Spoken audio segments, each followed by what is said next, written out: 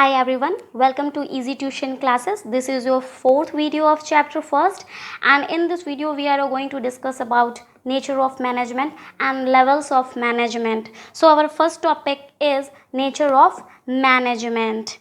The nature of management can be classified it as a science, as an art, as a profession. So let's discuss. Can we consider management as a science? So, first of all, we must understand the meaning of science. Then, we come to features of science, right? So, see the meaning of science. Science is systematized body of knowledge which explains general truth. इसका मतलब ये हुआ कि जो science है, science एक ऐसा system है जो वेल सेटल्ड बॉडी है. आई मीन इसमें आपको सारे स्टडी मटेरियल गिवन हैं, सारी बुक्स आपको गिवन है, सारे फैक्ट्स, सारे कंटेंट आपको बुक्स में गिवन हैं. आपको कोई भी फैक्ट अगर समझना है या कोई कंटेंट अगर आपको ढूंढना है तो आपने बुक को ओपन किया और वो कंटेंट, वो फैक्ट आपको उस बुक में मिल जाएगा. सो इसका जो स्टडी डेटा है वो एक सिस्टमैटाइज्ड वे में हमारे पास है और इसे ही हम कहते हैं general truth. General truth means fact, और साइंस में सब कुछ फैक्ट बेस्ड है because science is a factual subject. इसमें जो फॉर्मूले हैं वो फॉर्मूले हैं. सपोज दैट H2O है सो H2O है, H2O वाटर है सो H2O वाटर है. अब ये चेंज नहीं होगा कि आपने उसको आज कुछ कहा और कल कुछ कहा, ऐसा नहीं है. साइंस जो है वो बिल्कुल फैक्चुअल है, उसमें फैक्ट्स हैं. सो अब हमें यहाँ पढ़ना है. हम यहाँ साइंस क्यों पढ़ रहे हैं BST में? बिकॉज हम ये पढ़ रहे हैं कि क्या मैनेजमेंट साइंस है. तो इसको हम कंपेयर करने के लिए क्या करेंगे, हम साइंस के फीचर को मैनेजमेंट के फीचर से मैच करेंगे. सो नेक्स्ट जो हमारा टॉपिक होगा वो होगा फीचर ऑफ साइंस. उसको हम एक एक करके समझेंगे और ये समझेंगे क्या साइंस मैनेजमेंट में अप्लाई होता है या नहीं होता. Only then we will able to make it decision कि क्या मैनेजमेंट साइंस है या नहीं है. Okay, this is how we can compare that science में ये होता है और यही मैनेजमेंट में भी होता है. अगर साइंस के फीचर मैनेजमेंट के फीचर से मैच करते हैं तो इसका मतलब ये है मैनेजमेंट इज़ अ साइंस, और अगर साइंस के फीचर मैनेजमेंट के फीचर से मैच नहीं करते तो इसका मतलब ये हुआ कि management is not science. So our next topic which is features of science. सो फीचर से स्टार्ट करने से पहले मैं फिर से बता दूं कि हमारे पास है फिर से एक शॉर्टकट जिसे हम बोलेंगे use, USE, use. U for universal validity, S for systematised body of knowledge and E for principal based experimentation. और इसमें हम सबसे पहले अपना टॉपिक कवर करेंगे, वो है first point which is systematised body of knowledge. क्या साइंस एक सिस्टमेटाइज्ड बॉडी ऑफ नॉलेज है? ये तो हमने साइंस की मीनिंग में ही पढ़ लिया था, बट यहाँ हम कंपेयर करेंगे क्या मैनेजमेंट भी सिस्टमेटाइज्ड बॉडी ऑफ नॉलेज है. तो हम ये कह सकते हैं do management has a systematized body of knowledge. Because in science we have theories, study materials, books, सब कुछ वेल सेटल्ड है हमारे पास, उसे पढ़ाया भी जाता है. So in management there are a certain principles and rules which you can study. Management को भी पढ़ाया जाता है, मैनेजमेंट भी हम पढ़ते हैं बिकॉज वहाँ भी हमारे पास स्टडी मटेरियल्स है, हमारे पास बुक्स हैं. सो आप जैसे देख सकते हो कि BST में आपको मैनेजमेंट पढ़ाया भी जा रहा है. सो इस तरीके से मैनेजमेंट में भी सिस्टमेटाइज्ड बॉडी ऑफ नॉलेज होती है. सो जो हमारा फर्स्ट पॉइंट है, फर्स्ट फीचर जो है वो बिल्कुल मैनेजमेंट से मैच करता है. इसमें भी सिस्टमेटाइज्ड बॉडी ऑफ नॉलेज है और मैनेजमेंट में भी सिस्टमेटाइज्ड बॉडी ऑफ नॉलेज है. So move to our next feature which is principle based experimentation. Science के जो प्रिंसिपल हैं वो ऐसे नहीं डेवलप कर दिए जाते हैं, उनके ऊपर बहुत सारे एक्सपेरिमेंट होते हैं और रिसर्चेज होती हैं और धीरे धीरे टाइम टू टाइम वो डेवलप हुए हैं after proper experimentation and observation. तो क्या मैनेजमेंट के प्रिंसिपल भी ऐसे ही एक्सपेरिमेंट करके लाए गए हैं या इन्हें बस ऐसे ही लिख दिया गया है?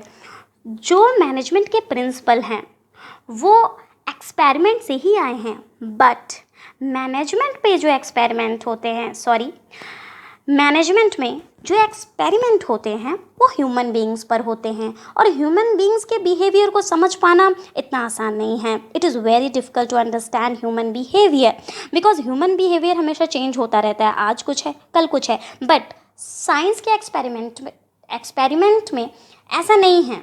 अगर उसमें एक फाइनल रिजल्ट आ गया तो वो एक फाइनल रिजल्ट है, बट मैनेजमेंट में एक्सपेरिमेंट के बाद जो रिजल्ट आया वो एक फाइनल रिजल्ट नहीं हो सकता, क्योंकि वो ह्यूमन पर किया गया है और ह्यूमन का बिहेवियर हमेशा बदलता रहता है, तो रिजल्ट भी बदलता रहेगा. बट साइंस में अगर कोई फाइनल एक्सपेरिमेंट हो गया है, उसका एक रिजल्ट आ गया, इट मीन्स वो फाइनल रिजल्ट है. सपोज दैट H2O वाटर है, इट मीन्स H2O वाटर है, अब उसका फॉर्मूला हमेशा H2O ही रहेगा. बट मैनेजमेंट में ऐसा नहीं है. So in the second point, experiment तो दोनों में होते हैं. साइंस में भी एक्सपेरिमेंट होते हैं और मैनेजमेंट में भी एक्सपेरिमेंट होते हैं, बट इनके रिजल्ट जो हैं वो डिफरेंट आते हैं. साइंस में एक कन्फर्म रिजल्ट आएगा, बट मैनेजमेंट में वो चेंज होता रहेगा. जो हमारा सेकेंड फीचर है वो मैच करता भी है और वो मैच नहीं भी करता है. So come to the our next point, which is universal validity. Science का वही है कि इसे हर जगह सेम होना चाहिए, बट मैनेजमेंट का ऐसा नहीं है. मैनेजमेंट जगह के हिसाब से अपना वर्किंग कल्चर बदल देता है. Suppose that in India, north India में वर्किंग कल्चर अलग है और साउथ इंडिया में वर्किंग कल्चर पूरी तरीके से अलग है. सो ये पॉइंट भी बिल्कुल मैच नहीं कर रहा है. जैसे कि यूनिवर्सल वैलिडिटी का मतलब ये हुआ कि जो H2O हम इंडिया में पढ़ रहे हैं वही H2O हम जापान में पढ़ेंगे, वही H2O हम अमेरिका में पढ़ेंगे, और इंडिया की हर स्टेट्स में हम वही पढ़ने वाले हैं. बट मैनेजमेंट के साथ ऐसा नहीं है, बिकॉज मैनेजमेंट टाइम और मॉडर्नाइजेशन के अकॉर्डिंग अपने आप को चेंज करता रहता है. बट साइंस में ऐसा कुछ चेंज नहीं किया जाता. साइंस में अगर ये फॉर्मूला है तो उसे पूरे यूनिवर्स में वैसे ही पढ़ाया जाएगा, बट मैनेजमेंट में कल्चर के अकॉर्डिंग उसे चेंज कर दिया जाता है. So we can say management एक साइंस है, but management is an inexact science. Science तो है पर पूरी तरीके से साइंस नहीं भी है, बिकॉज इसका फर्स्ट पॉइंट मैच करता है, सेकंड पॉइंट भी सो मैच करता है, और थर्ड तो बिल्कुल ही नहीं मैच करता. सो हम ये कह सकते हैं कि management is a science but is an inexact science also. So move to our next point, which is art as a management, या management as an art. So, management is considered to be as an art. Why? So, first of all, we must know the meaning of art. So, see the meaning of art. Skillful and personal application of existing knowledge. Knowledge की बात हमने science में भी की थी और knowledge की बात हम आर्ट में भी कर रहे हैं. सो यहाँ पर नॉलेज का क्या मतलब है? यहाँ पे नॉलेज का मतलब है कि हर किसी के पास उसके फील्ड की एक बेसिक नॉलेज होती है. सपोज दैट अगर एक पेंटर है तो उसे कलर की पूरी नॉलेज होगी, अगर कोई डांसर है तो उसे ताल की पूरी नॉलेज होगी, और अगर कोई सिंगर है तो उसे पूरे सुर की पूरी नॉलेज होगी, कोई राइटर है तो उसे उसके पास सारे स्किल्स होंगे कि किस तरीके से कौन सा रस कहाँ लगाना है या कौन सा अलंकार कहाँ यूज़ करने हैं. तो उसे हर चीज़ की नॉलेज होनी चाहिए, एटलीस्ट उसे बेसिक नॉलेज होनी चाहिए एक आर्टिस्ट को. सो See, skillful and personal application of existing knowledge. एक आर्टिस्ट को स्किलफुल होना चाहिए, उसे उसके काम में माहिर होना चाहिए, उसे उसमें कुशलता प्राप्त होनी चाहिए, तो वो उसे बहुत अच्छे से कर पाएगा क्योंकि वो उसमें स्किल्ड है, वो स्किलफुल है उसमें. और सरगम, ताल, कलर्स तो सबको पता होते हैं, बट उसे अपने तरीके से करना पर्सनल एप्लीकेशन कहलाता है. मतलब मुझे पता है कि पेंटिंग कैसे की जाती है, बट मैंने उसको एक अपने ही तरीके से किया क्योंकि मैं उसमें माहिर हूँ, तो वो एक अलग तरीके से अच्छी हो जाएगी. अगर मैंने किसी को कॉपी किया हमेशा तो वो अच्छी नहीं हो पाएगी. मतलब कि अगर मुझे बेसिक नॉलेज है तो मैं उसमें स्किलफुल हो जाऊँ, और स्किलफुल होने के साथ साथ उसे मैं अपने आइडियाज़ से अपने तरीके से यूज़ करूँ. That is called art. तो क्या हम मैनेजमेंट में ऐसा कर सकते हैं? क्या मैनेजमेंट एक आर्ट है? क्या इसमें हमें स्किल की ज़रूरत होती है? क्या इसमें हम पर्सनल एप्लीकेशंस करते हैं कि नहीं करते हैं? सो इसको हम डिस्कस करेंगे, इसको हम कंपेयर करेंगे through the features of art. See the features of art. यहाँ भी हमारे पास एक शॉर्टकट है जिसे हम कहते हैं CPT की प्रैक्टिस। आप CPT जानते हो, एक एंट्रेंस एग्ज़ाम है CA का, और ये एक शॉर्ट फॉर्म भी है जिससे हुआ C से क्रिएटिव, P से personalised application, and T for theoretical knowledge, and की practice for based on continuous practice.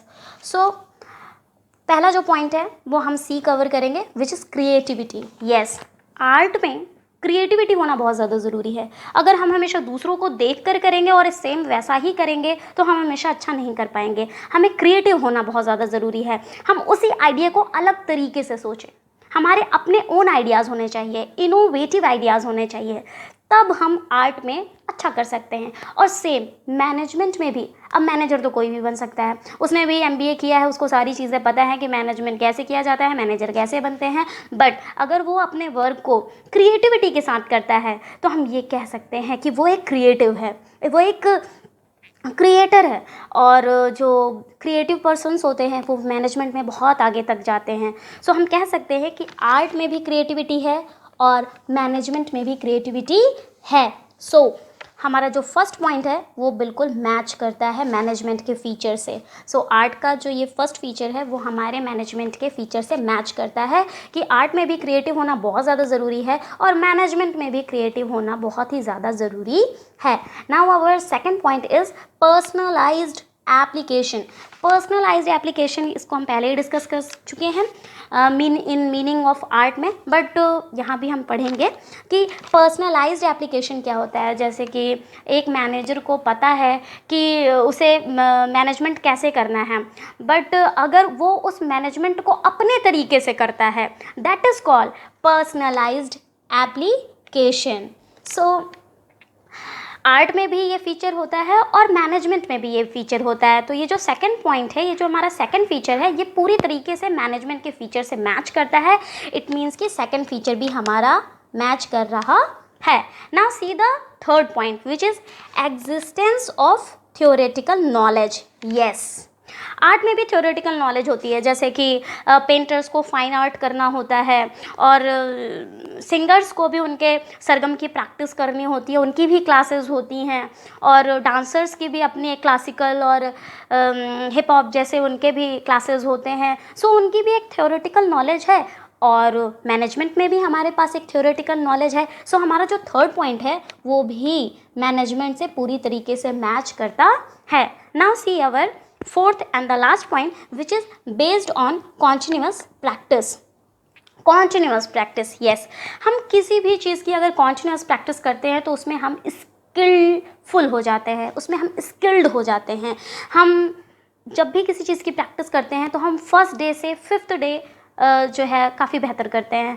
अगर हम राइटिंग की प्रैक्टिस कर रहे हैं तो पहले दिन की राइटिंग और 10 दिन बाद की हुई राइटिंग में आप डिफरेंस देखोगे। आप देखोगे कि आप बहुत अच्छा लिखने लगे हो। आप स्पीड भी देखो तो पहले दिन की स्पीड और 10th डे की स्पीड आप देखोगे तो 10th डे आप ज़्यादा स्पीडली लिख पाओगे। सो आप ये कह सकते हो कि आर्ट में प्रैक्टिस करना बहुत ज़्यादा ज़रूरी है। जैसे कि अगर आप आज एक पेंटिंग करते हो, आज आप डांस करते हो, आज आप सिंगिंग करते हो, और अगर आप इसको रेगुलर बेसिस पे करते हो तो आप देखोगे महीने साल में आप देखोगे कि आप में बहुत ज़्यादा ह्यूज चेंज आया है। आपके अंदर एक ट्रांसफॉर्मेशन हुआ है थ्रू द प्रैक्टिस। सेम इसी तरीके से मैनेजमेंट में भी अगर हम एज अ मैनेजर हम प्रैक्टिस करते हैं तो हम ये देखते हैं कि मैनेजर में भी और मैनेजमेंट में भी बहुत ही ज़्यादा ह्यूज चेंज आ जाता है, उसमें एक्सपीरियंस आ जाता है और उसकी रेगुलर बेसिस प्रैक्टिस में से उसकी जो नॉलेज है, उसका जो सोचने का दायरा है वो बढ़ जाता है और उसके काम करने की जो कैपेसिटी है वो भी बढ़ जाती है। सो वी कैन से कि हमारा फोर्थ पॉइंट भी बिल्कुल मैनेजमेंट के फीचर से मैच करता है। सो वी कैन से जो हमारा आर्ट है, जो हमारा मैनेजमेंट है, management is an art. Yes, management is an art. तो यहाँ पे कन्फ्यूजन होता है कि अब मैनेजमेंट को आर्ट बोलें या साइंस बोलें, क्योंकि साइंस की कुछ चीज़ें तो मैच करती हैं मैनेजमेंट के फीचर से, बट आर्ट्स तो पूरा पूरा ही मैच करता है। यस, आर्ट जो आर्ट है वो एग्जैक्टली पूरा पूरा मैच करता है मैनेजमेंट के फीचर से, बट साइंस एग्जैक्टली मैच नहीं करता। So we can say management is the combination of art as well as science. Yes, we can say that. So again हम यहाँ रिवाइज करेंगे features of science and features of art. हमने यहाँ पर पढ़ा था use, through the short form हम अपने फीचर्स को लर्न कर सकते हैं। जैसे हमारा फीचर ऑफ साइंस था use, you for universal validity, S for systematised body of knowledge and E for principal based experimentation. And features of art में हमने शॉर्ट फॉर्म लिया था CPT की practice. It means C for creativity, P for personalized application and T for existence of theoretical knowledge and key practice, and practice were based on continuous practice. Now let's move our last third point, which is the most important part of nature of management, which is profession. So being a professional profession में आखिर क्या होता है? So first of all we must know the meaning of profession. So here the meaning of profession is occupation backed by training and specialised knowledge. Profession क्या है? Profession में होता क्या है कि आपको ट्रेंड किया जाता है। तो पहले तो प्रोफेशन होता क्या है जिसमें आपको ट्रेंड किया जाता है, जैसे लॉयर्स को उन्हें लॉ की पढ़ाई करनी होती है और वो उस लॉ में ट्रेंड होते हैं क्योंकि उन्होंने वो पढ़ाई स्पेशली की होती है। अब जैसे आप CA कह लो तो CA बनने के लिए उन्होंने एक स्पेशल कोर्स किया है, ठीक है, तो वो एक स्पेशलाइज्ड नॉलेज है उनके पास। आप मेडिकल में डॉक्टर्स को देख सकते हो, डॉक्टर्स ने भी MBBS किया हुआ है, उन्हें भी डॉक्टर बनने के लिए ट्रेंड किया गया है। तो प्रोफेशन क्या होता है? प्रोफेशन एक ऐसा ऑक्यूपेशन है जो ट्रेनिंग के थ्रू और स्पेशलाइजेशन के थ्रू उन्हें मिलता है। उनके पास एक स्पेशल नॉलेज होती है उसकी कि उन्हें जब उन्हें डॉक्टर बनना है तो उन्होंने MBBS किया है, और अगर उन्हें लॉयर बनना है तो उन्होंने LLB की है। सो इस तरीके से उन्हें उनकी फील्ड में ट्रेंड किया गया है, उन्हें एक स्पेशल फील्ड में एक स्पेशल नॉलेज दी गई है। तो इसे ही हम कहते हैं प्रोफेशन। सो क्या मैनेजमेंट एक प्रोफेशन है? हम ये कह सकते हैं। सो इसको हम देखते हैं with the help of feature of profession. Okay, now see the features of profession. तो यहाँ भी हमारे पास एक शॉर्टकट है which is called PERKS, PERKS। PERK means an incident benefit awarded for a certain types of employment, and you can say in short bonus। जब हमें company में bonus मिलता है तो हम उसे पर्क कहते हैं। और वैसे भी अगर आपको ये समझ में ना आए तो ये तो ज़रूरी समझ में आएगा कि पर्क एक चॉकलेट है, तो आप उससे भी इसको याद कर सकते हो कि perk means feature of profession. कैसे? P for professional association, E for ethical code of conduct, R for restricted entry, K for well defined body of knowledge, and S for service motive. So see our first point which is professional association। हर profession की अपनी एक professional association होती है। जैसे lawyer की जो association है वो होती है BCI means bar council of India. Medical में भी एक अपनी एसोसिएशन होती है जिसे कहते हैं कि medical council of India. Same ऐसे ही हर प्रोफेशन में हर एक प्रोफेशनल की अपनी एक एसोसिएशन होती है जो प्रोफेशनल्स को ये बताती है कि किस तरीके से उन्हें काम करना है और क्या उसके रूल्स और रेगुलेशंस हैं, क्या उसके कोड ऑफ कंडक्ट हैं। तो क्या मैनेजर के लिए भी ऐसे कोई कोड ऑफ कंडक्ट है? हाँ है। इसका भी एक एसोसिएशन होता है जिसका शॉर्ट फॉर्म है AIMA। A for all, I for India, M for management and A for association। So AIMA। अब इसके अंदर हर मैनेजर का रजिस्ट्रेशन होना कंपलसरी नहीं है। वैसे ये जो एसोसिएशन है, ये जो है वो एथिकल कोड या कोड ऑफ कंडक्ट को लागू करती है, बट ये लागू नहीं हो पाता क्योंकि अभी तक इसमें हर मैनेजर का रजिस्ट्रेशन नहीं हो पाया है और ना ही इसमें मैनेजर के रजिस्ट्रेशन की कोई इसमें कोई ऐसा कंपल्शन नहीं है। सो एक एम्प्लॉय अपने एक्सपीरियंस से भी मैनेजर बन सकता है, अपने काम से भी मैनेजर बन सकता है, इसमें कोई रिस्ट्रिक्शन नहीं है अभी तक। सो जो हमारा फर्स्ट पॉइंट है प्रोफेशनल एसोसिएशन, तो मैनेजमेंट में भी अब आपका जो है वो प्रोफेशनल एसोसिएशन है, बट ये पूरी तरीके से अभी लागू नहीं हुआ है बिकॉज़ इसमें हर मैनेजर का अभी रजिस्ट्रेशन नहीं हुआ है। बट प्रोफेशन में प्रोफेशनल एसोसिएशन होना बहुत ज़्यादा ज़रूरी है। अगर आप लॉयर हो और अगर आपके पास लॉयर की डिग्री नहीं है तो आप अपनी प्रैक्टिस नहीं कर सकते। मेडिकल में अगर आपके पास आपके MCI ने अगर आपको आपके MBBS के आपके डिप्लोमाज और डिग्रीज़ नहीं दिए हैं तो आप मेडिकल की प्रैक्टिस नहीं कर सकते, बट अभी ऐसा IAMA में नहीं है। So move to our next topic which is ethical code of conduct. अब वही बात हो गई, ethical code of conduct means rules and regulation. तो अभी जब प्रोफेशनल एसोसिएशन में सारे मैनेजर्स का रजिस्ट्रेशन नहीं हुआ है, तो जब उनका रजिस्ट्रेशन नहीं हुआ है तो जो AIMA ने जो रूल्स और रेगुलेशंस जो कोड ऑफ कंडक्ट बनाए हैं वो उनको फॉलो भी नहीं करेंगे। अगर AIMA ने जो रूल्स और रेगुलेशंस बनाए हैं उनको मैनेजर्स तभी फॉलो करेंगे जब वो वहाँ पे रजिस्टर्ड होंगे। तो अभी तो मैनेजर का जो रजिस्ट्रेशन है वही कंपलसरी नहीं है, तो जब कंपलसरी नहीं है तो वो उनके रूल्स और रेगुलेशंस को फॉलो भी नहीं करेंगे। तो फर्स्ट पॉइंट और सेकंड पॉइंट तो बिल्कुल भी मैच नहीं करता मैनेजर के फीचर्स से। Now our third point is restricted entry. Yes, restricted entry, जैसे प्रोफेशन में एक रिस्ट्रिक्टेड एंट्री होती है, उसमें एक एंट्रेंस एग्ज़ाम होता है। जैसे आपको लॉयर बनने के लिए आपको क्लैट के एग्ज़ाम को देना होता है और डॉक्टर बनने के लिए आपको नीट का एग्ज़ाम देना होता है। वैसे ही आपको जो है कुछ रिस्ट्रिक्शंस होते हैं, बट अभी मैनेजमेंट में ऐसा नहीं है, बट अभी कुछ टाइम से ऐसा हो रहा है। जैसे कि एक एम्प्लॉय अपने एक्सपीरियंस से भी मैनेजर बन सकता है, अपने काम से भी मैनेजर बन सकता है, इसमें कोई अभी तक ऐसा कोई रिस्ट्रिक्शन आया नहीं है।